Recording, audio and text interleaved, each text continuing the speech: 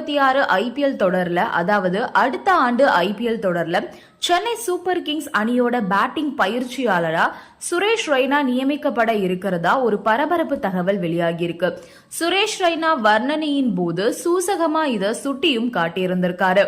இது உண்மைதானா அப்படின்னு சென்னை சூப்பர் கிங்ஸ் அணியோட துணை பந்துவீச்சு பயிற்சியாளர் ஸ்ரீதரன் ஸ்ரீராம் கிட்ட கேள்வி கேட்கப்பட்டிருக்கு.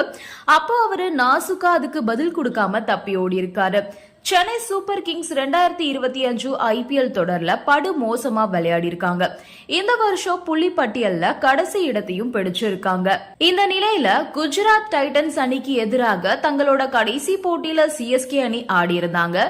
அப்போ வர்ணனை செஞ்சுகிட்டு இருந்த சுரேஷ் ரெய்னா மற்றும் ஆகாஷ் சோப்ரா சிஎஸ்கே அணிக்கு புதிய பயிற்சியாளர் நியமிக்கப்பட இருக்கிறதா பேசிட்டு இருந்தாங்க.